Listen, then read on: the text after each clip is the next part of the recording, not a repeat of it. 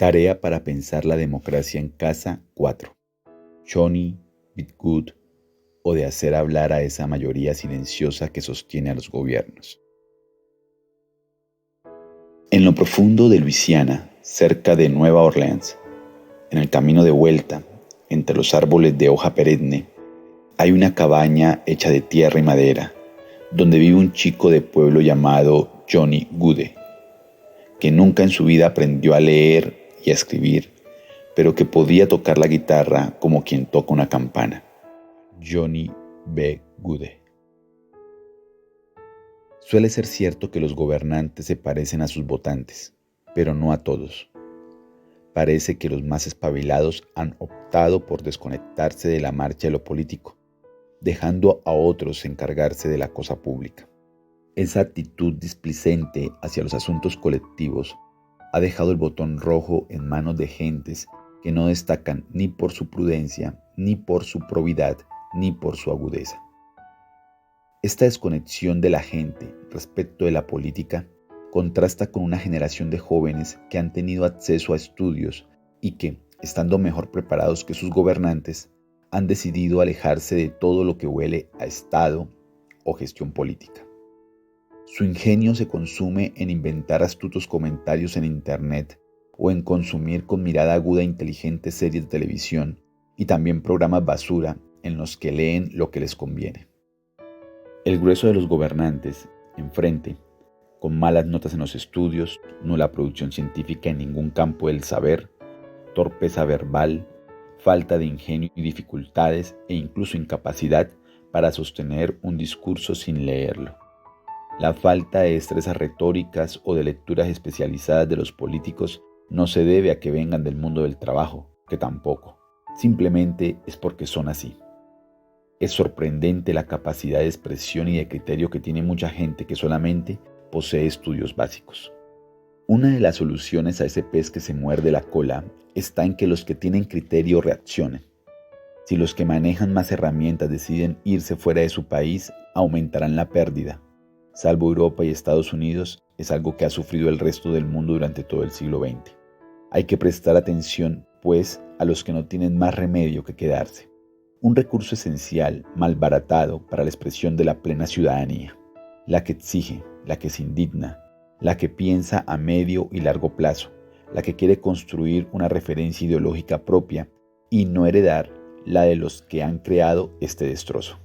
La que quizá no ha tenido tantas oportunidades de estudio, la que es carne de cañón de la peor oferta de nuestras sociedades, pero que, sin duda, está en la categoría de gente decente.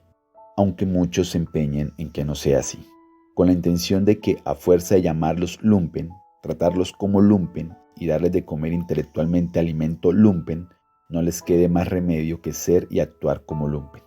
Avisemos a navegantes de la diferencia histórica entre los trabajadores pobres que fundaron la democracia en Grecia y los rehenes del mal pan y el pésimo circo subvencionados por los césares en la Roma del poeta Juvenal.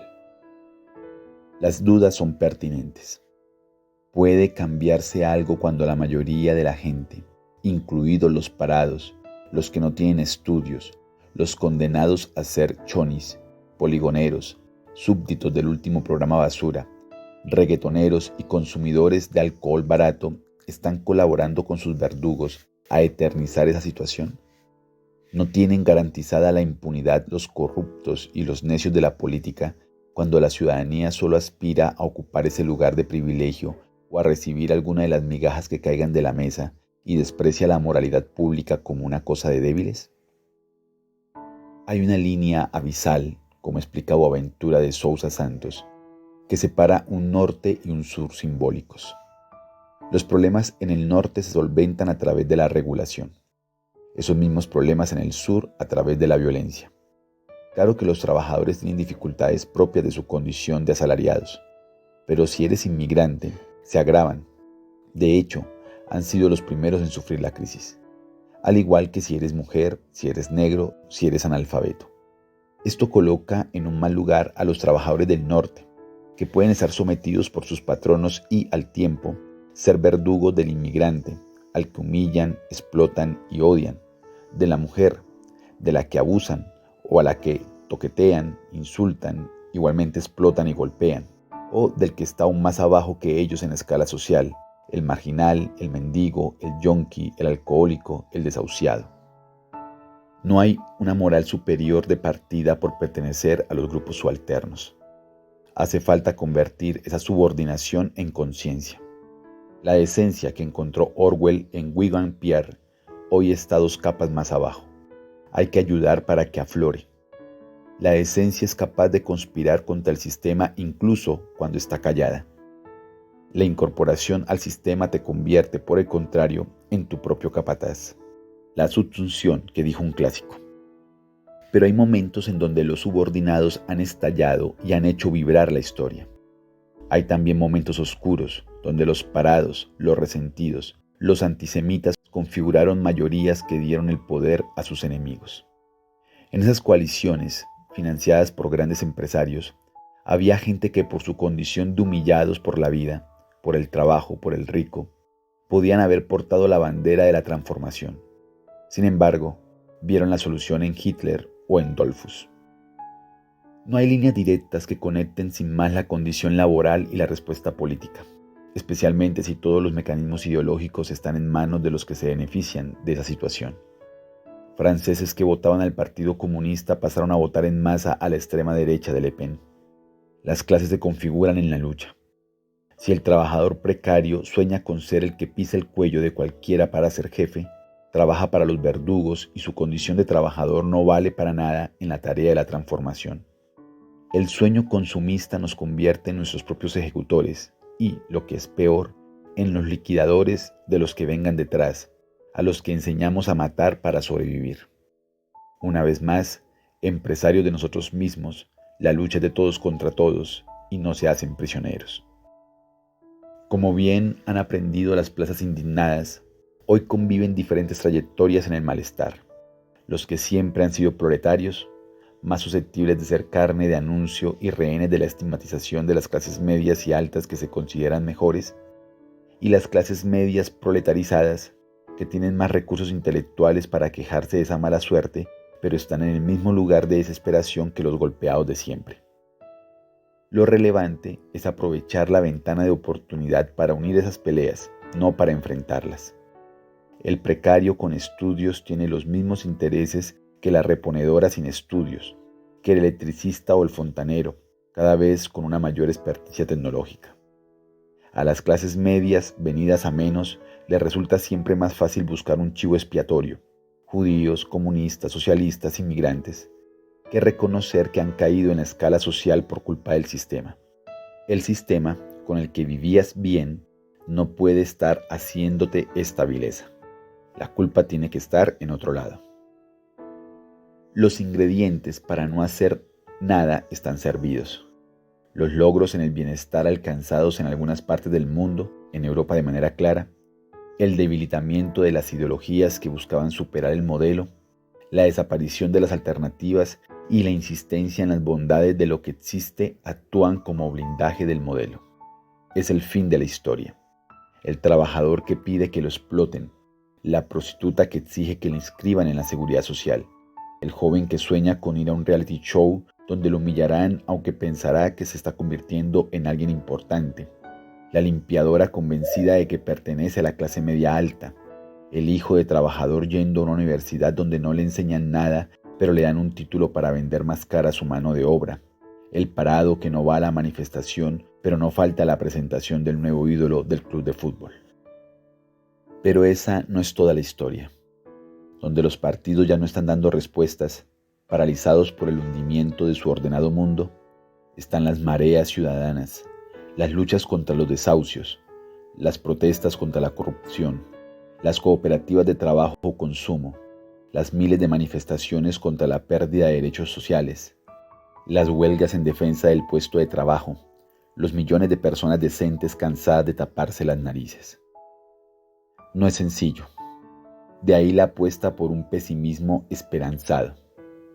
Si en el siglo XIX y el XX la clase obrera se estaba configurando como tal, referenciándose en un imaginario compartido que apuntaba hacia el futuro, ahora está recorriendo el camino inverso hasta perder toda identidad y, además, sin modelo.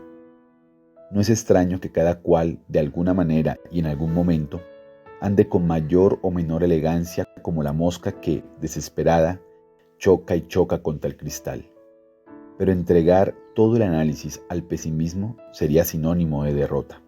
Y no es verdad que la decadencia sea el único horizonte. Se trata de mirar hacia atrás, buscando de otra manera, y de mirar hacia adelante, atreviendo otras maneras.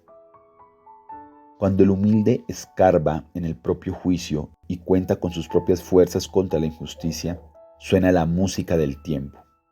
Parece entonces que la historia se despierta, que todo lo demás era un paréntesis, que se ha abierto una grieta que deja ver detrás un paisaje fresco y feraz.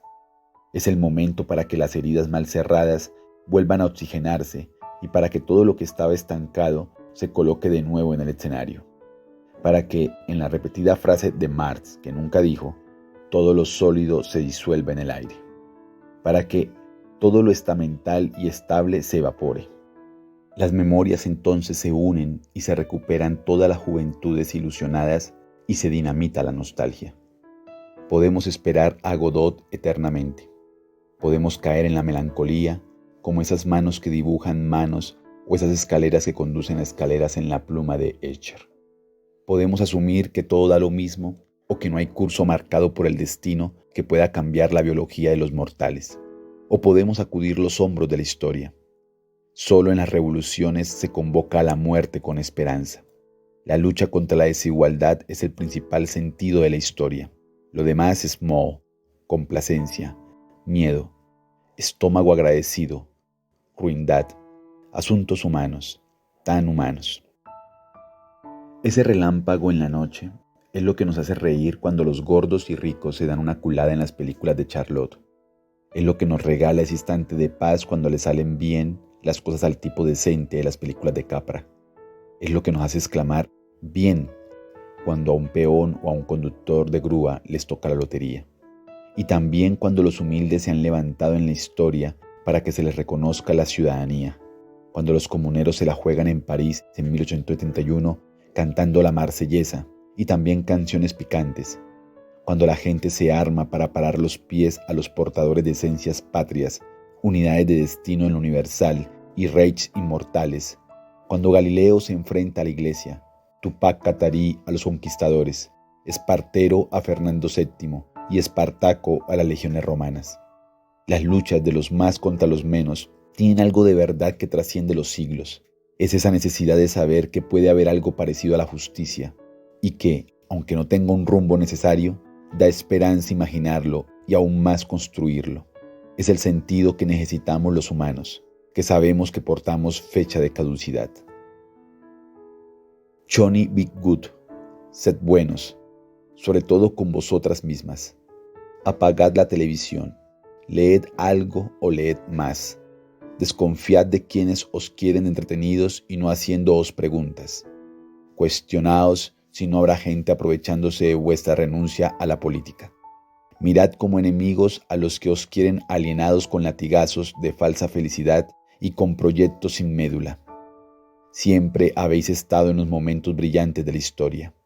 Dejad que se equivoquen los que os dan por perdidos. Contadnos más cosas. Bajad a las plazas. Cantad vuestras verdades. Dudad de las certezas que os repudian. La gente decente sabe cosas que al principio cuesta entender. Insistid. Sed el trueno después del relámpago.